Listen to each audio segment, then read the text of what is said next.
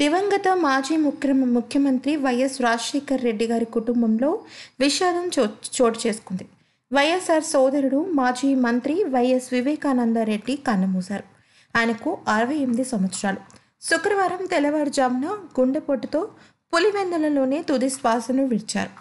ఇక వైఎస్ వివేకానంద రెడ్డి గారికి కుమార్తె ఒకరు ఉన్నారు. ఆమె పేరు సునీత. ముక్కుసూటిగా మాట్లాడే వివేకానంద రెడ్డి గారు సామ్యుడిగా పేరు పొందారు. ఆయన ఏం చేయాలనుకున్నా కూడా చాలా ముక్కుసూటిగా చేస్తారు.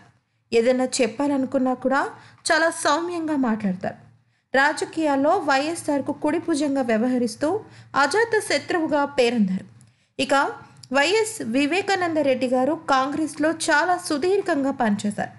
ఇక కిరణ్ కుమార్ రెడ్డి నేతృత్వంలో ఆయన వ్యవసాయ శాఖ మంత్రిగా కూడా పనిచేశారు.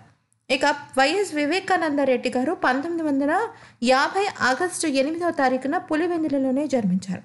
ఇక ఆయన తుది శ్వాసని కూడా పులివెందులలోని తన స్వగృహంలోనే విడిచారు.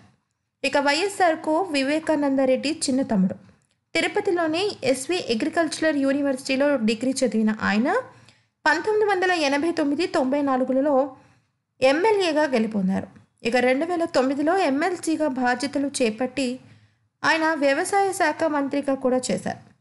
ఇక వైఎస్ వివేకానంద రెడ్డి హఠాత్ మరణం కడప జిల్లాతో పాటు వైఎస్ఆర్ కుటుంబ సభ్యుల్లోనూ అభిమానుల్లోనూ విషాద ఛాయలు నింపింది.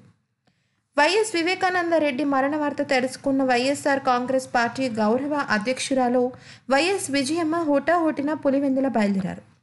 ఇక ఈ విషయం తెలిసిన వెంటనే వైఎస్ జగన్మోహన్ రెడ్డి కన్నీరు పెట్టుకుంటూ ఉండిపోయారు. ఒక్కసారిగా ఆయన మరణ వార్త వినంగానే కుప్పకూలినట్టుగా వైఎస్ జగన్ సన్నిహితులు చెప్పారు.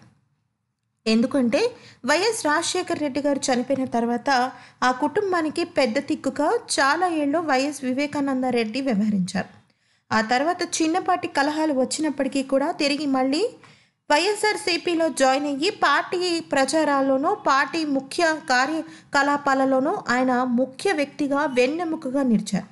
అలాంటిది ఆయన రెండో పెద్ద దిక్కుగా వ్యవహరిస్తున్న ఈయన కూడా చనిపోవడంతో వైఎస్ జగన్ ఒక్కసారిగా కంటతడి పెట్టుకున్నారు.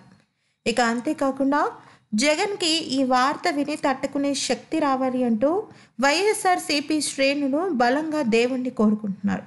ఏది ఏమైనప్పటికీ కూడా జగన్కి ఇప్పుడు పెద్ద అండ పోయినట్టే అని రాజకీయ శ్రేణులు చాలామంది వాపోతున్నారు.